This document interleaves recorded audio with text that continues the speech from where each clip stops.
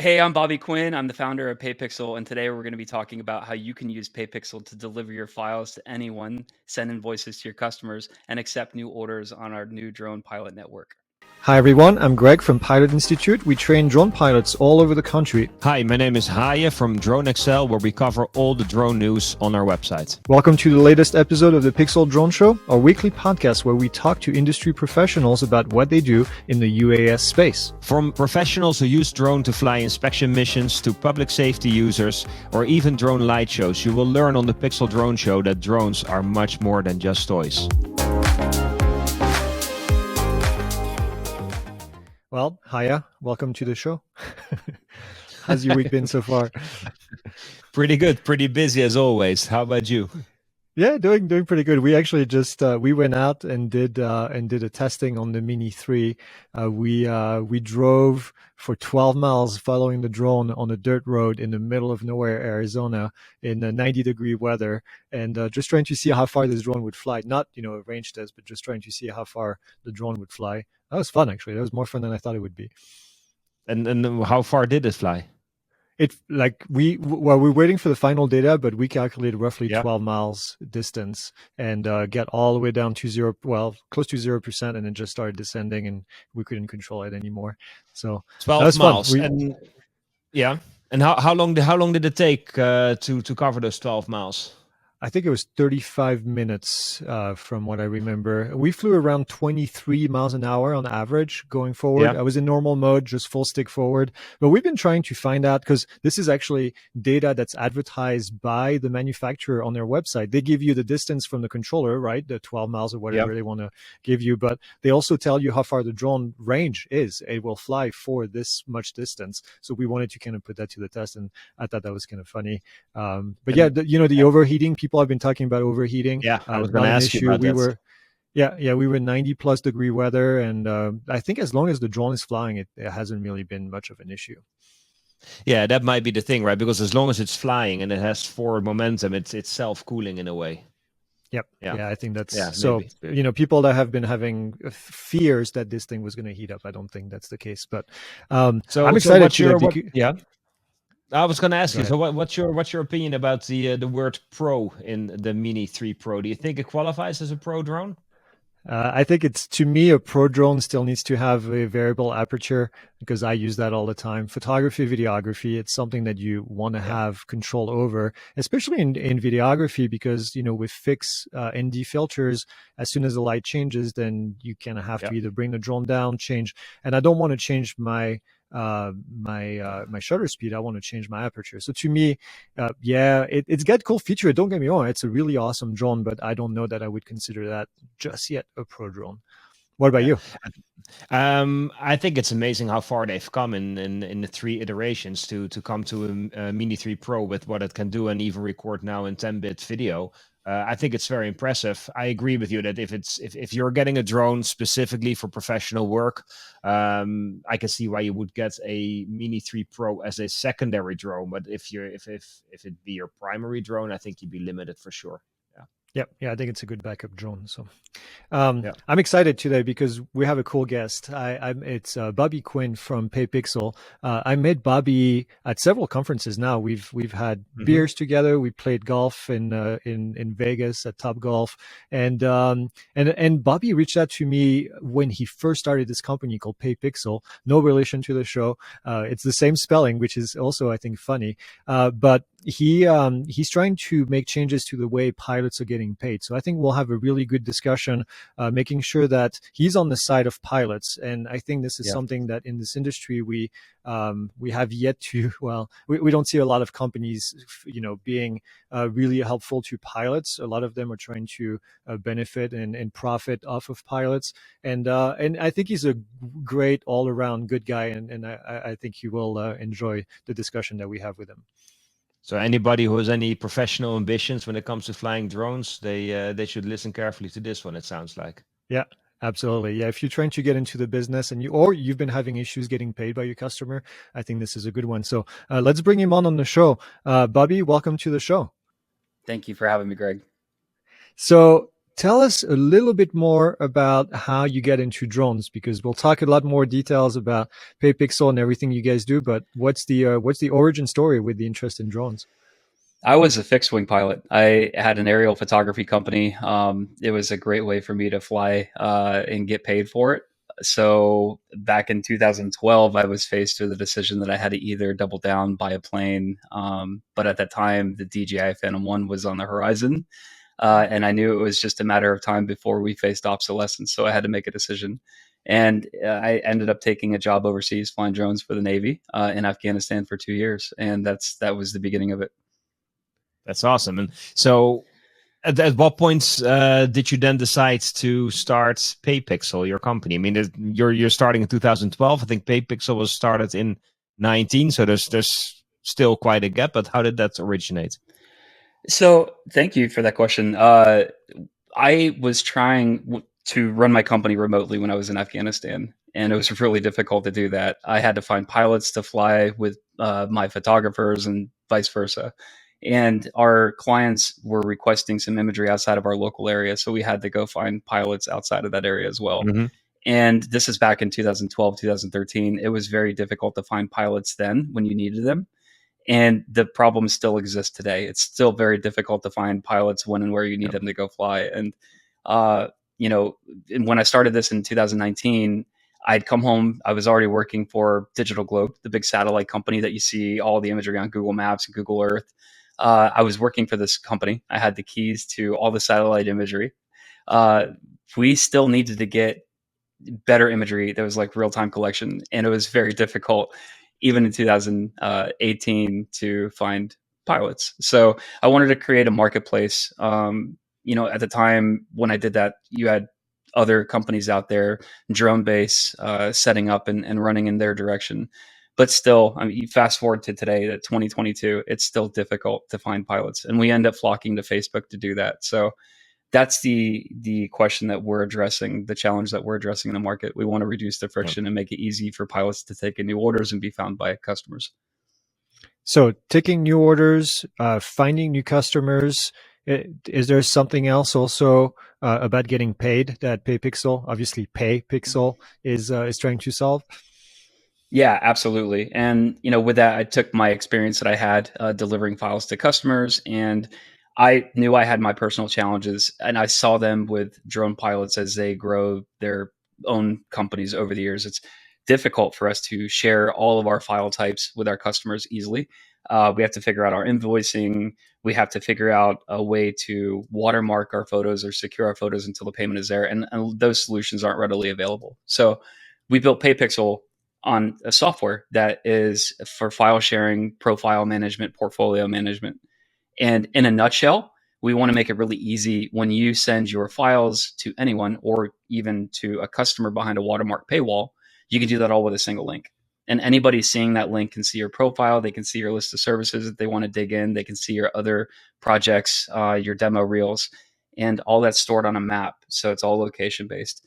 Just as is an intuitive approach to make the industry better, especially for newer pilots that are getting in and want to have a lower learning curve, a smaller learning curve to get in and start making money and earning with their drone.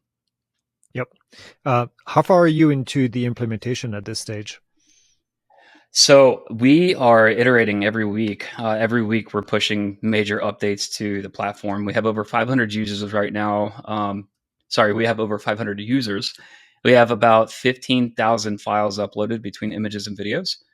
And the newest update that we just had actually increases the map functionality. So it's a lot like Zillow when you go in, when you say you create a project and you drop your files in and you say, this project is for this location. So you see it on a map. You can zoom in and out of that map. You can search for your projects by the location, and those projects populate on the right side of the dashboard. So it's really easy to navigate to find those. No longer are you're losing files in a flat file system like you have in Dropbox and G Drive. And I've been there. I've had customers after I've delivered come back a month later and go, "Hey, do you have my imagery?" I can't. I was going to say, so you mentioned you have 15,000 files uploaded, I believe, 500 users. Can you tell us among those 500 users, how many of them are clients and how many of them are drone pilots? Sure. There's very few customers right now.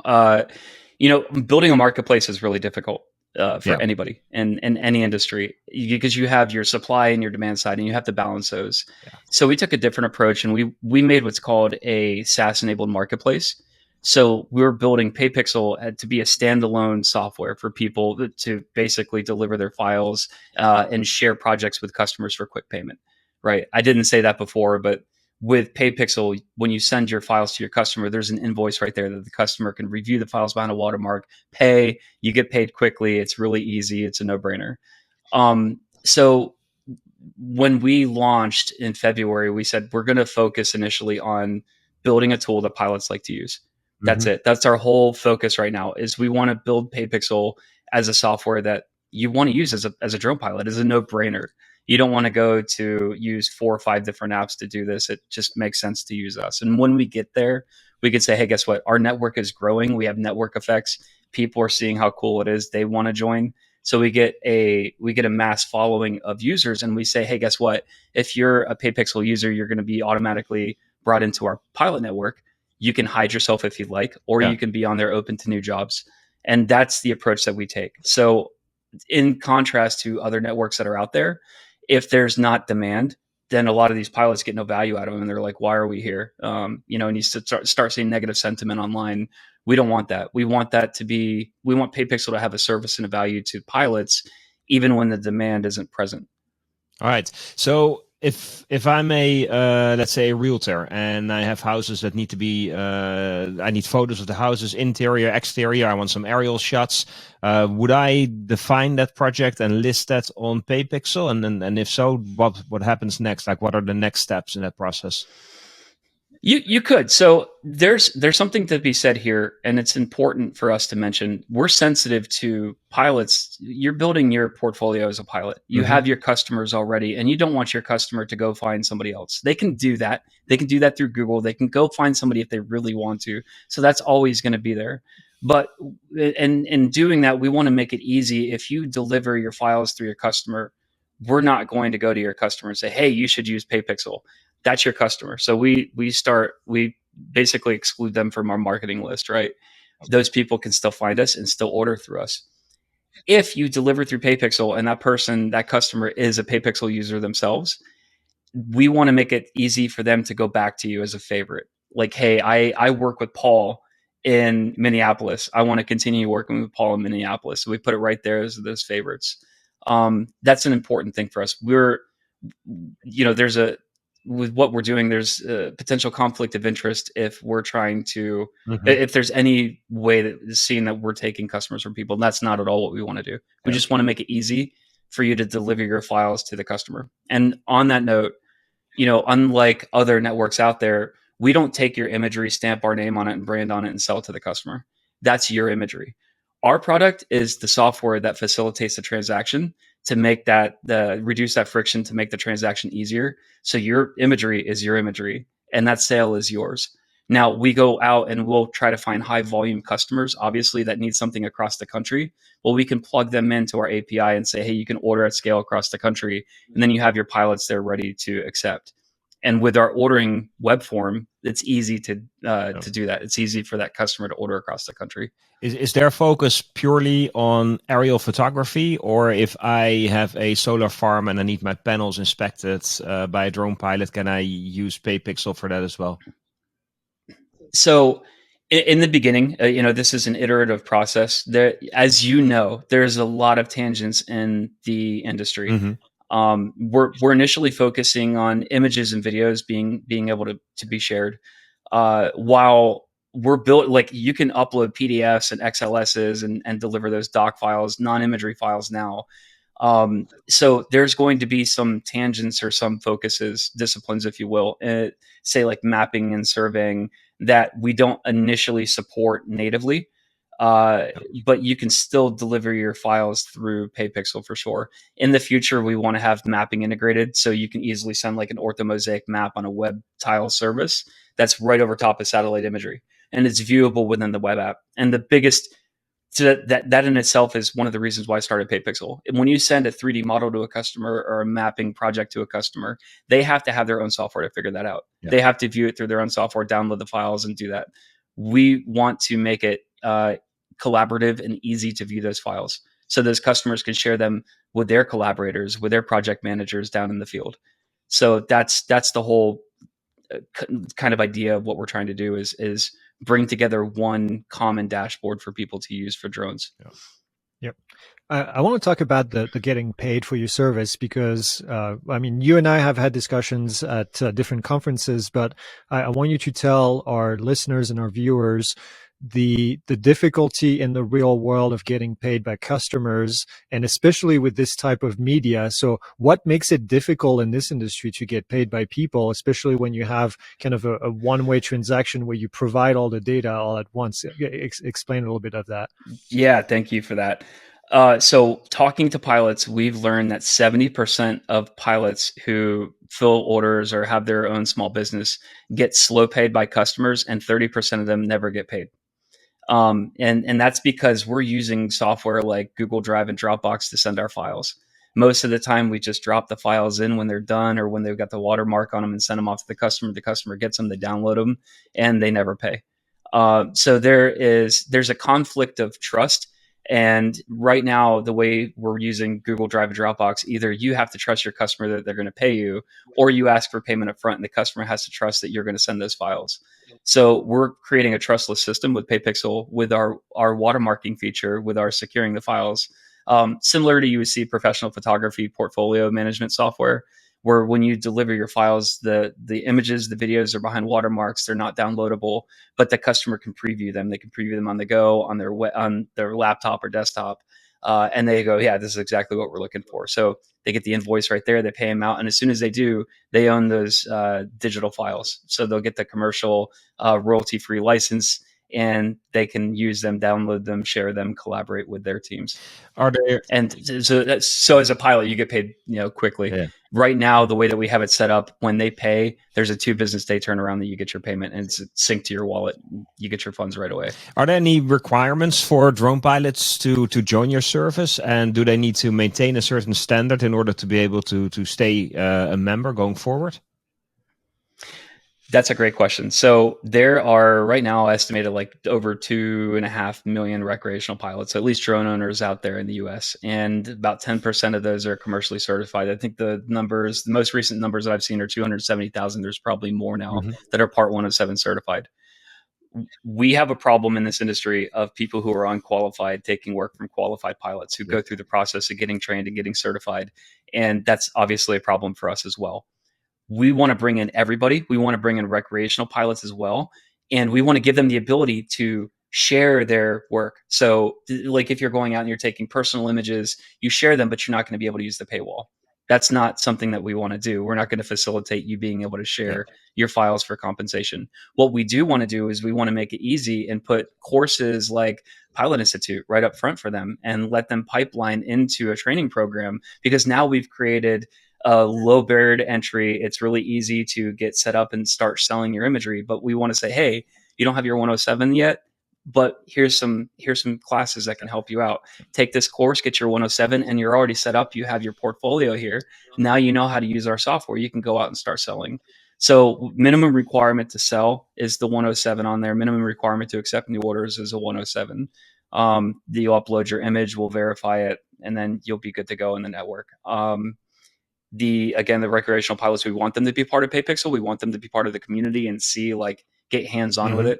But we don't necessarily want to enable you competing with pilots who have taken the time and effort to do the right thing. Yeah, and of course, legally, you're not supposed to do commercial work unless you have your Part 107 certificate in place. It sounds like a PayPixl coupon code for the Pilot Institute might be in order, Greg. Already working on that. Yeah, I figured you would. Is there a fee for people to use the service? So that is a great question, and that's something that we're working on right now. And what I can share is that we're working on a pricing model, and we're looking to implement that at the end of June or sometime early July. And I can share what we're thinking, like what's in our thoughts right now, and that is we want to reduce the cost as much as possible for drone pilots.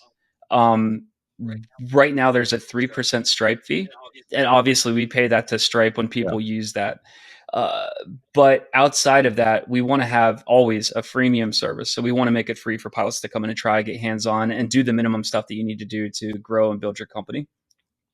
But we will offer a subscription as well at some point where it says, okay, there's unlimited data caps, or you have larger files that you're able to share. But what we're trying to do is we're actually looking to charge the customers that are ordering new imagery from pilots.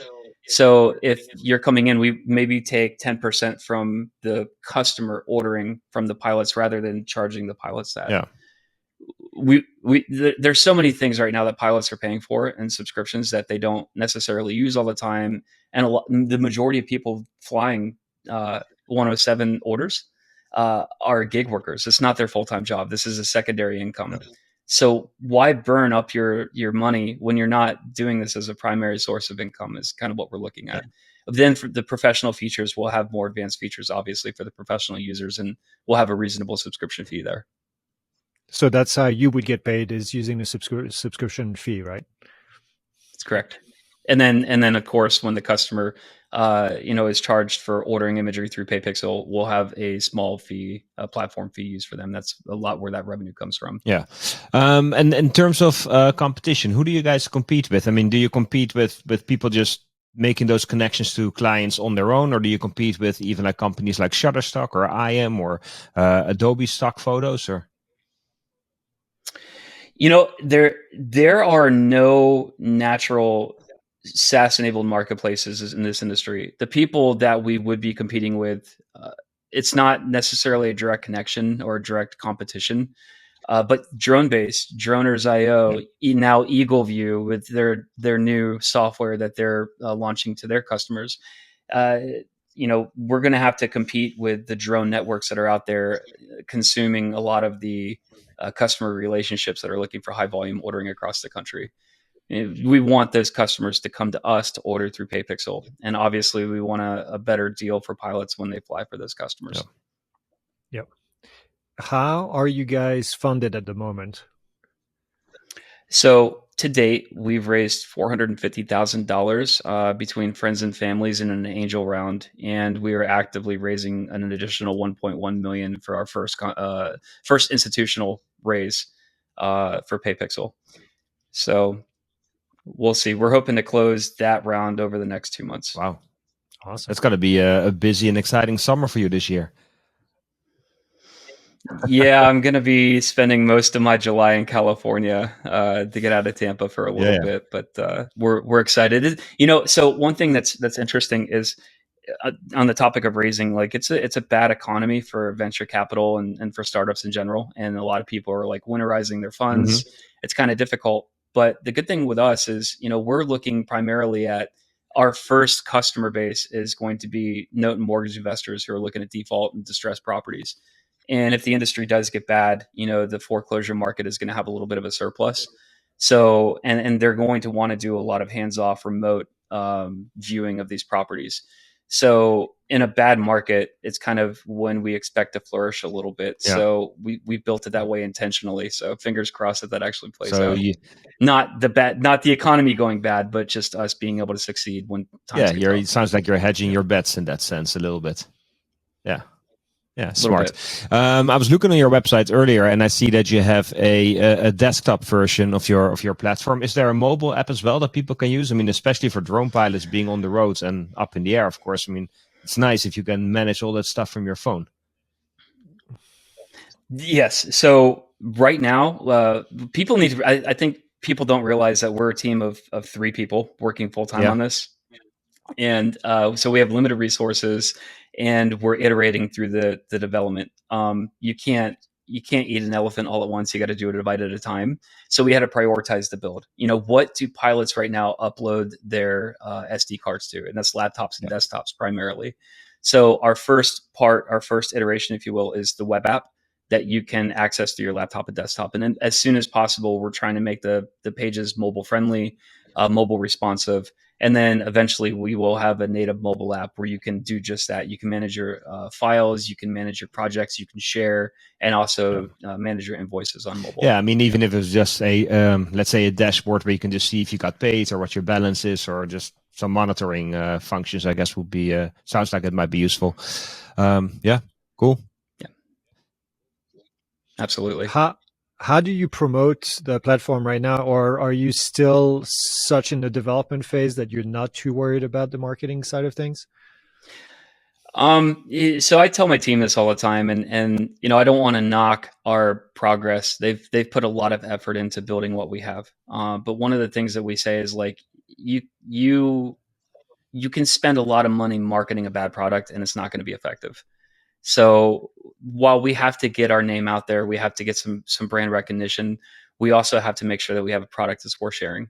So we're going all in right now on making a product that's worth sharing, and hopefully we will experience network effects as people realize it's cool software, it's free, it's built for them by other drone pilots, and then we'll obviously start. People will start seeing us on their Facebook. I always laugh because if you mention the word pilot or Pilot Institute, you're never going to stop seeing Greg's ads. And and I mean, seriously, it's probably, it is not probably, it is the best marketing strategy I've ever seen from a drone company, and I wish we had an ounce of that. Just a fraction of that would be great. Well, I can't take any credit for it. This is all Johan, my business partner. So, but yeah, he's a genius. Johan is a genius. Yeah, I would love to have an hour with him a week. That would be if I had my dream Christmas present. Johan, if you're listening, wink. Love to talk to you. So I noticed that in the name PayPixl, you don't make a reference directly to drones. Do you think longer term into the future that you're going to branch out outside of the drone industry and maybe just deal with regular photographers as well, or maybe even other products? Yes, 100%. Yes.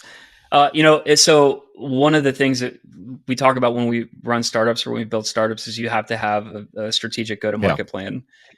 You have to start with a small segment first, and we wanted to start with what we know and what we're passionate about, and that's aerial photography and flying drones. We know that, so we want to do that first, and we get the functions on board where we support really well images and videos, and guess what? It falls naturally into photographers, and on that point, the majority of photographers and videographers know that they need to have a drone in their kit. Because the world is just going that way. They either have to partner with a capable drone pilot, or they're gonna have to naturally go to that way. What we wanted to do is grab the hard part first. Building for drone pilots is much harder than building for photographers and videographers. So we're gonna go backwards, and essentially we'll have a much bigger market when we're able to do that. Yeah, I think that makes sense. I mean, we were talking about Ken Dobo earlier in the show. If you look at his work as well, I mean, real estate photography, part of those photos are indoor photos, exterior photos, and some of them are aerial. So you can see how you would cross those lines and branch out. That makes a lot of sense. Yeah. And right now, when you build a project in PayPixl, it's all you can do ground, aerial. It doesn't matter. Yeah. We pull GPS metadata from your images if you have them in there, and they're naturally mapped. They're automatically mapped in your project. So when you open up that project folder, you can see all of the locations of the images where they were taken. Nice. So if your ground camera has a GPS associated with it, those go in there too. So. Do the photos stay on there forever? Do you have a plan at the moment when everything gets so big that you need to start deleting 2-year-old, 3-year-old, 5-year-old photos? Nope. No, we want to keep them on there as long as we can. So there's no plan to delete the imagery. And what we can do on the back end too was we're creating, in a sense, a spatiotemporal, which is time and space and location map archive of imagery across the U.S. And we can. One of the things that we're looking at is extracting data from these, like this is a car, this is a stop sign, this is a house, and being able to build out a really smart search on the back end. In the future, we see a marketplace as well as what we've built with PayPixl, where you can go and sell your images, you can go and sell your work, you can sell it over and over again, and people can pay you right there. But that smart search is going to be important because, say, I want to look for bridges in Illinois. Then we've created that spatiotemporal map, and we can say easily people can find your imagery from past projects if you want to make them available for sale. So would potentially a realtor that's looking to sell a house again 2 years down the road, and that house has been photographed already by photographer XYZ, would they be able to contact them? Have you thought about this, or even reusing those photos in the future for other things, so the pilot can make more money from selling those photos several times? Yes, that's correct. And the way that we're approaching this right now is we're giving a commercial royalty-free license automatically to the people who buy the imagery. Like it's naturally natively going to be pulled over as that type of license. So that means the pilot can resell those images, or the photographer can resell those images over and over again. This is one of those instances where we would love to hear from photographers or pilots that actually do this for a living. We welcome the feedback. If you think that there's something wrong there, we're actively taking considerations on how we approach that problem. Have you been getting a lot of feedback from current users? Are you calling them beta users at this stage, or are they alpha? We're in the beta. Yeah, they're beta users, and we do get feedback. One of the things that we invested in, which was kind of cool, was the feedback button right in the app and on the webpage. So if you go and you start using it, if you get a bug, which there's going to be some, you can submit feedback. You can do a screen share. You can do a video of your screen, and report that bug. And I get it on my phone and immediately handle it with my team. So as the size we are right now and the number of users we have, your voice when you report a bug is pretty loud. There's also a feedback request button on there, or a feature request button on there. If you want a new feature, then we're all ears. Yeah. That's good. You're learning from the community. That's the best way you can improve your product. So I applaud you for that. Tell us about the PayPixl community that you've created. Is there? You mentioned that on the website. It's time. It's time for a standalone community outside of Facebook. I'm sure that we've all seen, if you say the wrong thing, you're going to be flagged. You're going to be banned for a certain amount of time, and it might not even be nefarious in what you said. So Facebook is going in a certain direction. We don't believe that you should be prohibited from posting in a group, especially if it's your industry or your job. It's not fun when you're in timeout for 30 days and can't contribute to the drone communities out there. And we also see, like, if you're in a drone community or in several like we are, you'll see that a lot of these communities are run by people that have their own self-interest, if you will, and they're really careful about who posts and what they post. We didn't want that with PayPixl in the community, so we have the standalone community. You can go to community.paypixl.io, and funny, we're welcoming our competitors or people that consider themselves competitors to post, as long as this, making the industry better for pilots. If they're posting jobs, we want them to be honest.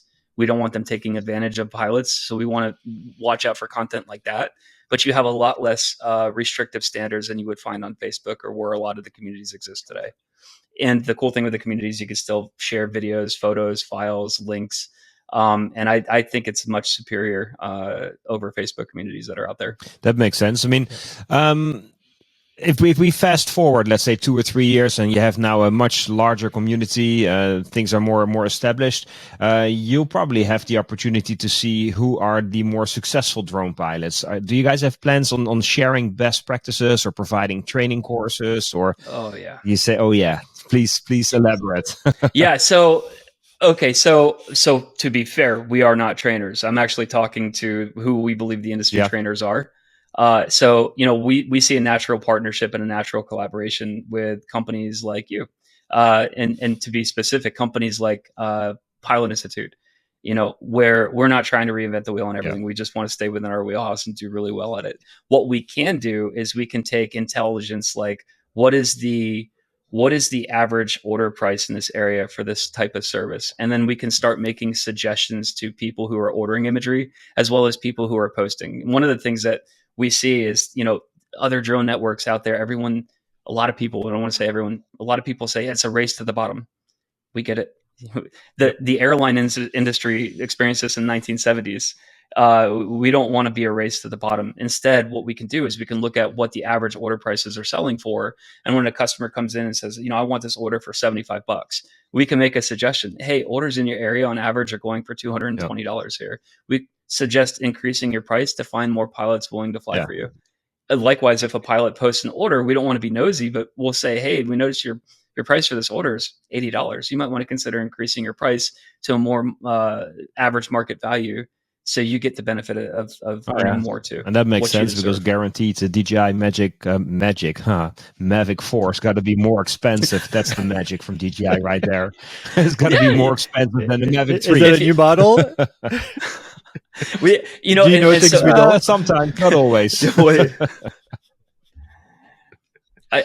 Personal belief here, when you're running a marketplace, it's not good to try to control the market price of anything on either side of your market. And we're taking the approach to not to manage it, but to make the suggestion approach. Yeah. I think that's going to be a lot more successful for us. Yeah, as we that grow. makes sense. Yep. In our conversations before the show, you mentioned something about the weekly live stream. Can you tell us more about what your plans are there? It sounds like you're going to be busy, by the way. We're already busy. So my dev team and I work 8 to 12 hours a day on Discord. So we're like, hey, we need to be transparent. Mm-hmm. It's one of the biggest problems with drone networks that are out there. Initially, they say they're going to be transparent, and then they go away, and then people lose trust with them. If you lose trust with your users, it's game over for you. And you can't do that. So right off the bat, we want to put on the wall what our intention is, what our goals are, our missions, our vision. But also we want to produce the world's most boring live stream, where we're going to be coding live. We're going to be building PayPixl live, and we want to take in user suggestions, user feedback, answer user questions right there live. And you can't really run from that. You can't edit that. You can't do anything. So, hey man, bring it. If you want to burn us while you're on the live, that's great too. We're coding nerds. We'll probably take offense to it, but it's not meant to be super entertaining. You're just going to see three guys building software for a couple of hours. It's pretty cool. I mean, I don't think a lot of people would expose themselves like that to be held accountable right then and there. I applaud you for that, for sure. Yeah, we're going to give it a good go. And there's a lot of competition for boring shows, so I think you guys will still be doing much better than some others out there. As long as you don't ramble for 40 minutes, you'll be fine. It's literally going to be us talking to each other and like we do now, and we're gamers too. So that's the approach that we're going to take. That's awesome. Let's fast forward 3 years down the road, 5 years down the road, maybe even 10 years down the road. Where do you see the software and how it's evolved? What's in your head as kind of your dream thing, even though there's a lot of work to get there? Oh man, if I could have a magic wand, so there's Dropbox and G Drive. They do really well at file management and really well in workflow and integrations. But what they lack is the actual the visualization of those files, the manipulation of those files in real time, the versioning. We want this really awesome drag and drop environment that's super intuitive, that you can visualize a 3D model on the go, on the fly, really quickly. You can show those maps really easily. It's it draws you in. The UX is out of this world, awesome. And then, that coupled with just people being able to just jump right in and go to a location and say, I'm going to go to nowhere, Kentucky, and find a pilot. And I want a 3D image of that house right now. And you get a fast turnaround. People recognize our brand on both sides of the marketplace. And it enables a really fast transaction. So essentially we want to be hey, you can get an on-demand 3D model of your house really quickly. There it is. And, that's really cool for the pilots too, because now more people know about ordering 3D images. There's going to be a whole lot more demand for 3D modeling, and the capability of the drones is out there. I do want to give a shout out to Skybrowse and Bobby over there, and say right off the bat, we don't want to build a 3D model generator, or we want to build something that maybe integrates stuff from them. So again, another pilot opportunity or partnership opportunity there with them. But a ton of respect for that group. Yep, another Bobby. That's you're I think we talked about this before the show. You're the third Bobby that we have on the show. So, a follow up on what you just said. Do you think automation is going to have a much bigger role to play in collecting that data in the future? We already see certain companies that tout themselves as being the drone without a pilot, right? Is this something that you may be afraid of in the future for your business model? I'm not. And, automation has a major piece. I would say that we are well beyond the ability of our legislation. We can automate a whole lot more than we're allowed to do legally, as we've seen. And, right now there's a requirement for a lot of pilots to do a lot of manual collection. We tried initially in our business model to automate flight plans and kick them out to pilots, and we had a lot of problems with that. Um, the majority of that is, the pilot being the Yeah. ultimate decider of what's safe and not safe in operation. Yep. And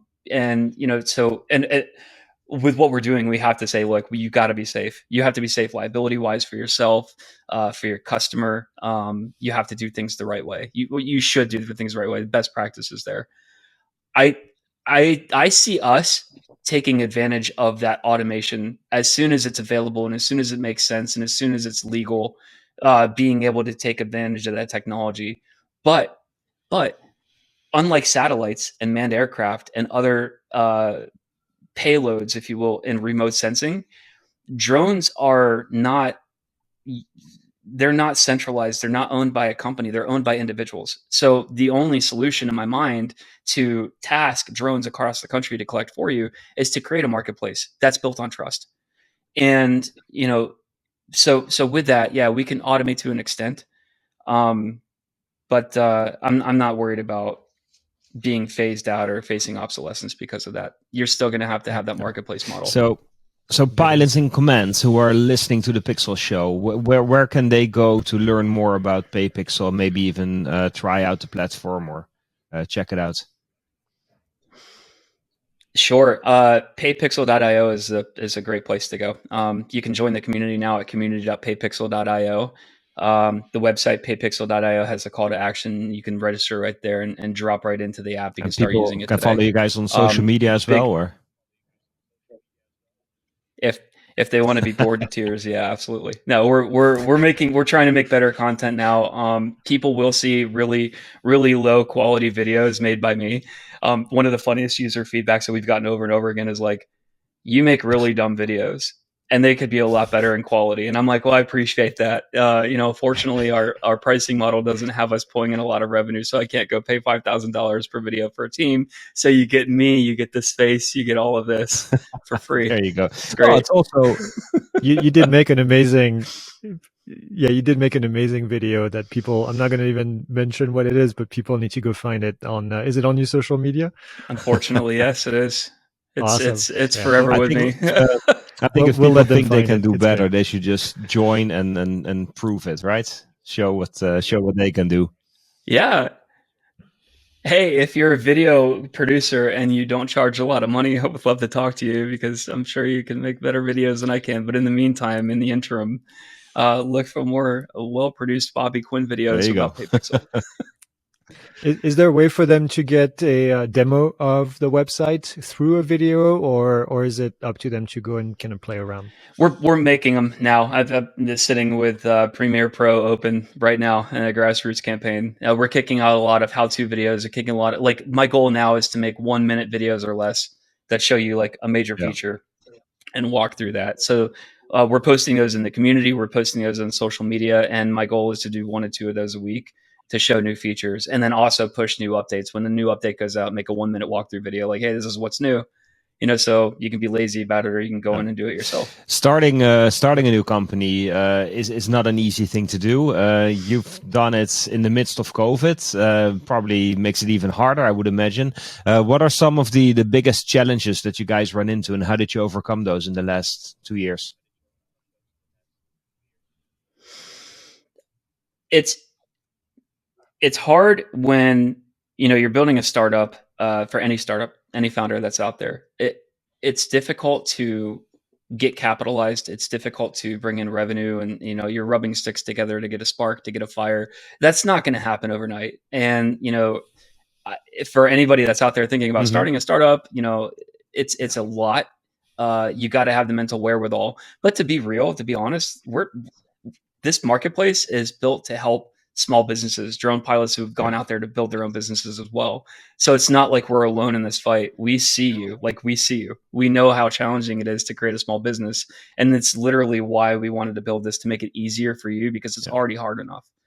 And, you know, that's what keeps us going. You got to find motivation when times are tough. If you love what you do, then it's going to be a lot easier to go through a 6-month dry patch where it's really difficult. But if you stay alive long enough to see the next opportunity, that's how you make it. Perseverance, right? Persevering, yeah. It's a good trait to have as a business owner.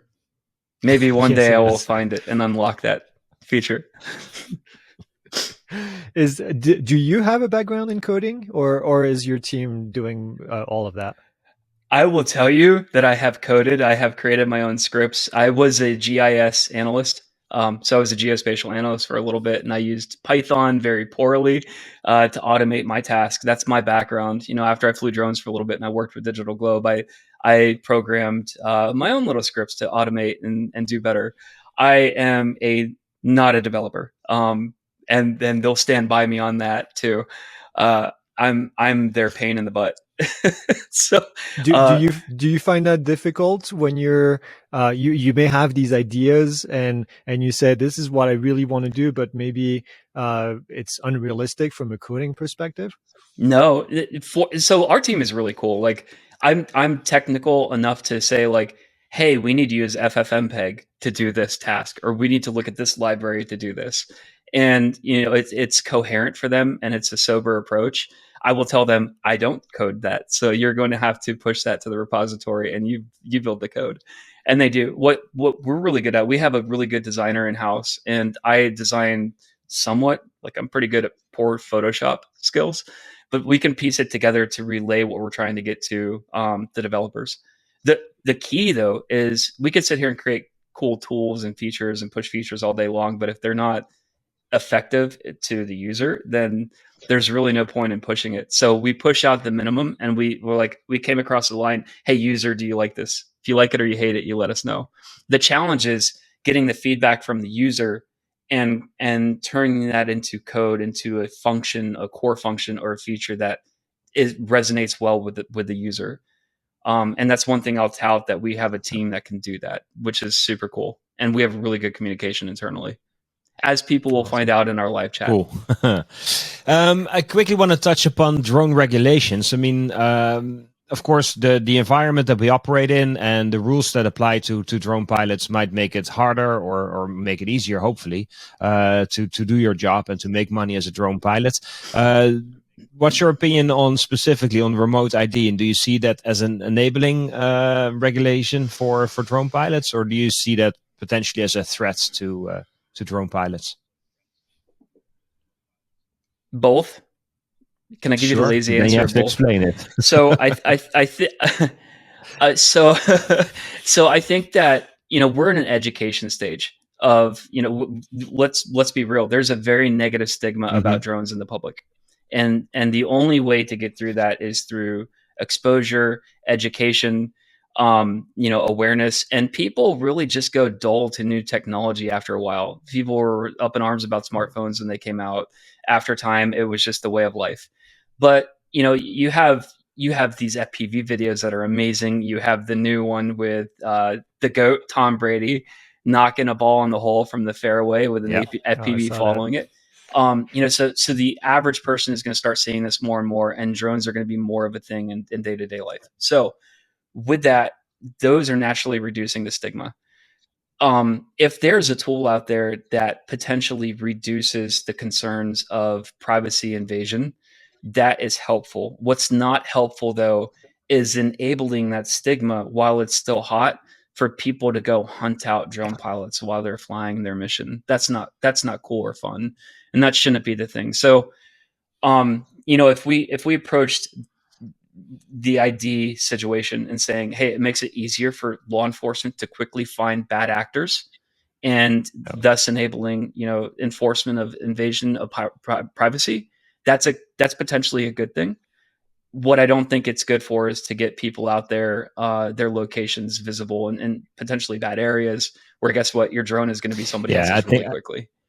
I think that's what we've heard in now doing this show for about a year and speaking to all these different drone professionals, that seems to be the one major concern, is that why would you make publicly available the location of the drone pilot? I mean, they keep comparing remote ID to a digital license plate for drones, but if you look at actual license plates, you can't figure out who owns that car and where they live just by looking at the license plate. So it makes you wonder why the FAA made that additional step and made remote ID so that you can actually see where the pilot is flying.